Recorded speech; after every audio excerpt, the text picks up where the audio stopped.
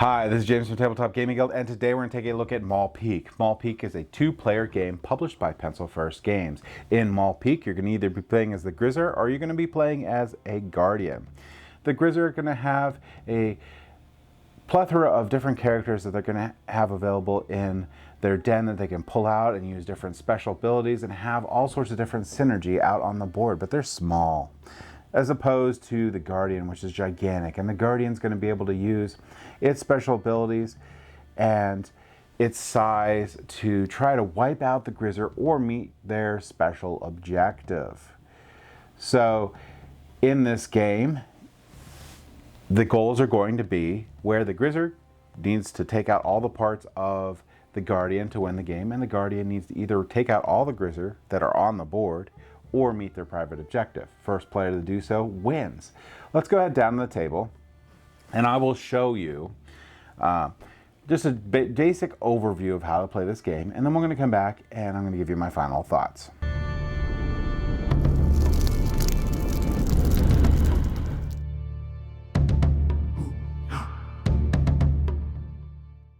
Alright, so this is Maul Peak, and just before we started I just wanted to mention that this exists because we're not going to be going over it, and that is the ability to combine the original Skull Hollow game with Maul Peak. You could combine them to still do 1v1, and here's all the different ways that you can combine it. And there's this Battle for Boar mode that lets you do 2v2, so you can have up to four players playing the game. Maul Peak and Skull Hollow. So that's really cool, and there's an option to play in the game. But we are going to be going over the normal game mode of Maul Peak. Alright, so in Maul Peak you're going to be playing as one of two units. You're either going to be playing as the Grizzer or one of the Guardians. The Grizzer pretty much stays the same all the time.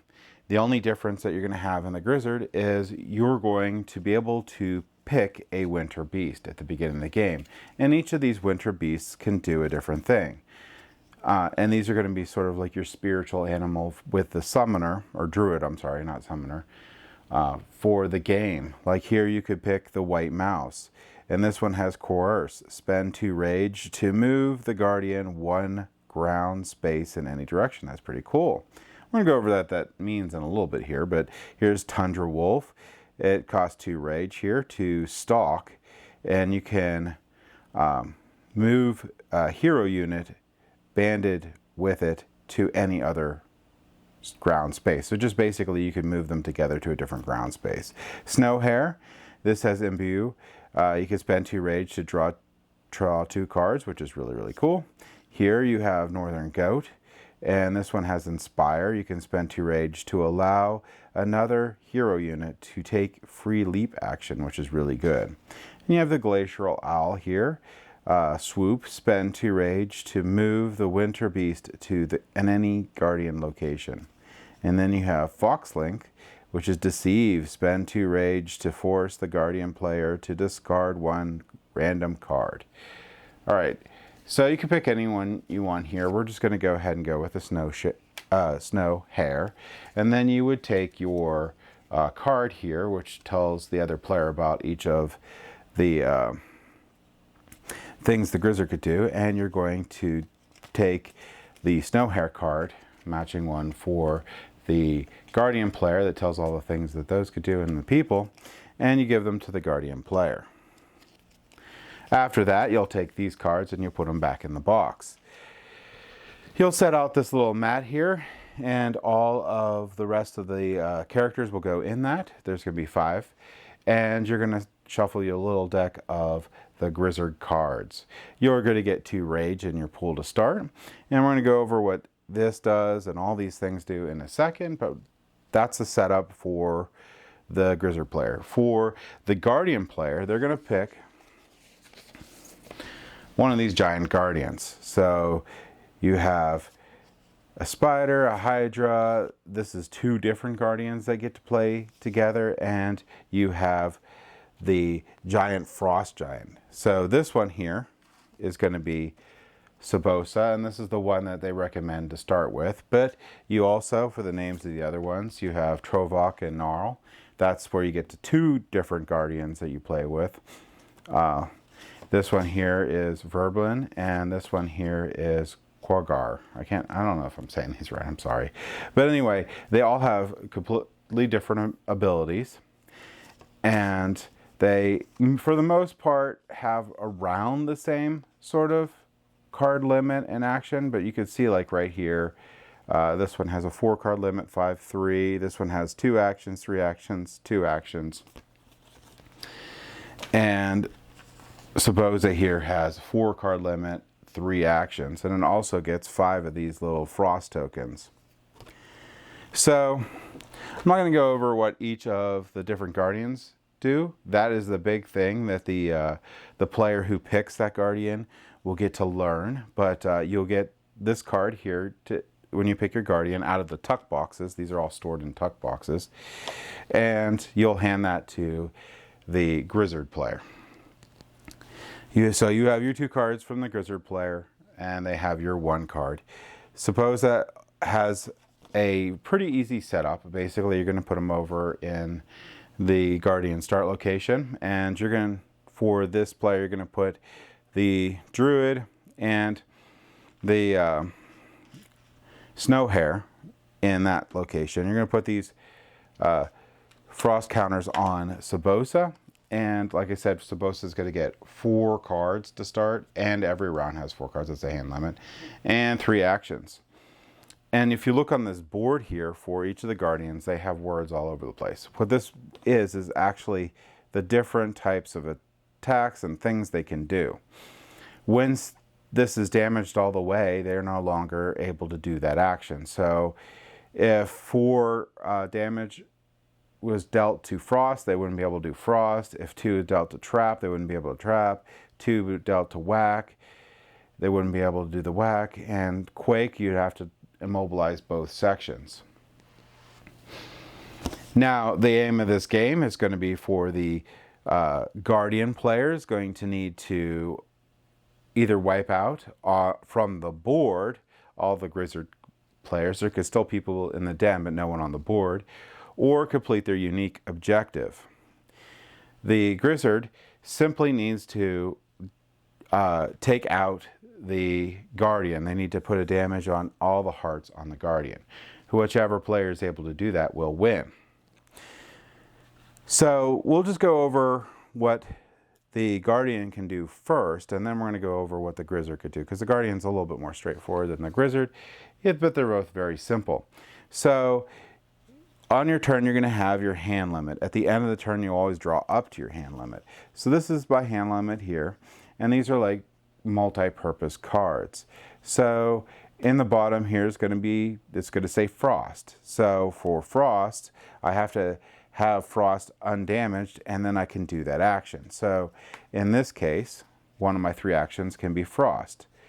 So what you'll read on your board what Frost does, and this is that add 1 Shiver token, which is, I keep calling him Frost, but they're Shiver token, to a hero unit in a surrounding ground space that shares a side with Sabosa's ground space. So that would be right here, or here, or here. We're going to go over movement here in a second, because it's very simple, but there's stuff you need to know. And over here, so it shows you how that works. So this is always going to be oriented this way. So this means that it would affect here and here. If Sabosa was down here, it would affect here, here, here, here, and there. The other things you can do is you can do this advance thing. So you would hold this like this, and technically it would be this way. I could advance like that down the middle, like it shows. Gain ground, super easy. This one here, just go any direction I want to, and this one is going to be trap. Now trap is going to be one of the win conditions that you need to have for the game for the Guardian. Either wipe them out or have 4 hero units trapped in the cell location, which includes this Snow Hare in this case. So I'm going to play up to my actions. It's going to be 3. And the big thing to know about this game is everything is an action except for when you spend these cubes. When you spend these cubes, it's free. And you can spend cubes to do different things. When you gain cubes, so I suppose if it gained a cube, we'd put it in the pool, and then at the end of the turn, it would now be available for suppose it to spend. The Guardian could do a prepare action, and that would just simply be the Guardian can discard one card to draw 2 cards. So that's their special action. That's really not on their main, on these cards themselves, but on the board itself that you can do. So like I said, basically the gist of the Guardian is they're going to move around. They're going to try to wound the Grizzard and try to eliminate them off the board. They're going to use these multi-purpose cards to do either movements or attacks. And when they do attacks, they have to check to make sure these are available. And when they apply wounds, they're just going to pick one of the legal targets and place a wound on that target. So that's basically, really quickly, and how a Guardian works. And just remember that each of them are pretty much asymmetric and they can do different things. So there's a lot of replayability in the matchups between the Guardians and the Grizzard. Now the Grizzard here are going to be a little straightforward, like I said, and the big thing with them is which of these guys they're going to pick. The Druid starts the game out and is always available until it's knocked out. And the Druid here has 4 health and has a conjure ability. Spend a magic action to summon the Winter Beast, which is going to be this Snow Hare, to the hero's unit ground space. So as time goes by and you bring in these different warriors, when they get knocked out, they get placed face down here and they're out of the game, with the exception of the Winter Beast. When the Winter Beast is knocked out, it's just set aside off the board and it can be re-summoned by the Druid. If the Druid gets knocked out though, and the Winter Beast then gets knocked out, they're both out of the game because there's no other way of summoning them. So you start with 2 rage. Rage is going to be the main thing that you're going to be using as currency for the Grizzard, and they're going to need it to do different things. And remember that when you spend rage, it doesn't count as an action. So if we look at this board here, the Grizzard here is going to have 4 cards and going to have 3 actions. These are all the different things the Grizzard can do, and we gave that card over to the other players so they could see exactly what they can do. And this one here is one of them is summon, pay the rage cost of a hero unit in the den, and that hero unit to the Maul Peak map, either in the keep, which is right here, always in the starting space, or in a camp space. The space must not contain the Guardian. And this is a free action to summon because you're going to be spending these red cubes. Leap, move a hero unit up to the Guardian from its ground space or from the Guardian location to another, or from the Guardian down to it to climb down from the space. So you can leap up or down the Guardian. I'll show what that means in a second. And this is melee, and you can deal wounds. Magic, use this ability of the hero unit, which each of the hero units can have different abilities. And this is just spending rage to draw 1 card, then gain 1 when rage or draw 1 card. So, this is the discard ability. So you discard a card and you gain 1 rage, or draw 1 card. So you can cycle your cards a little bit that way. So that is what the board does. Each of these little characters do different things that you can summon. So if I was going to summon this one here, this one would cost me 2 rage. Now notice the Druid doesn't cost any money because that's your starting hero. It has 2 health, and this is the ability that it has, Herbalist. Brew, spend a magic action to gain 3 rage. So that's pretty darn cool. And all of these have really cool abilities, and they'll come out. And as the Grizzard, you're going to want to have units on the board there because you don't want to lose from all your units getting wiped off the board. You will always have your card count.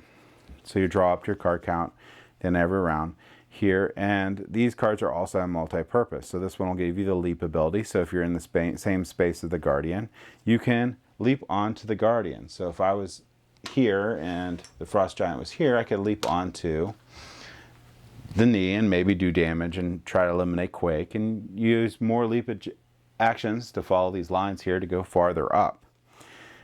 This here is going to be your movement. You're always going to place it right here to see what it would be. So in this case, I could, since I'm going to be, let's say I wasn't on this Frost Giant with that card, that one will let me go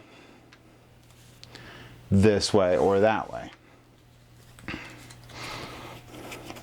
You have rage, so this one here will let me have 3 rage, and I will place that in my pool, and that won't be available till next turn. There's melee, which lets me deal a damage to the guardian if I'm on one of those spaces, and so on. But one of the things you have to pay attention to, which doesn't really apply too much to the guardian other than if the thing that you're trying to do is eliminated, is you're going to have to look at these symbols and make sure that the unit you're trying to use has that symbol too. If it has that symbol too, then you're able to use it. So with that said, what you're going to be doing is you're going to be basically taking turns using up your actions. So the Grizzard has 4 cards and 3 actions until one of the sides wins. And that, in a gist, is how you play Maul Peak. Let's go back up to the table here and I'll give you my final thoughts. Okay, I really like Maul Peak. I think Maul Peak is an amazing 2-player game. All the different guardians that are in the game have a unique feel, and that changes up the game every single time when you pair them with the Grizzard. Now, the component quality on this game is amazing. I like the little wooden bits that are going to be representing of the Grizzard. I like the giant, chunky monster or guardian pieces that you have available. I love the board and the art of the game. The card quality is great. Overall, component quality amazing for this game. Really great deal in that area. Also, really great deal in the gameplay. There's a ton of replayability in which guardian pick, what strategy you employ, which winter friend or winter spirit that you pick to play with the Grizzard. Really great asymmetric strategy game. And if that's not enough, this game is compatible with Skulk Hollow. Even though this is a standalone game, Skulk Hollow is also a standalone game. There's rules in here that you can combine them and have a 3 to 4 player game, or combine the Guardians in different ways with the either the Foxen or the Grizzard to have even more replayability between the 2 players. Amazing amount of just I guess strategies that you can have, and how much it just changes the games when you mix these 2 together. So if you have Skulk Hollow, this game is enough of a difference anyway with the Guardians and stuff to be worth it to get anyway, but with them being able to be combined, that's even better. So that's my thoughts on Maul Peak. So if you're looking for a great 2-player game, I would highly recommend checking this out. Thank you for watching.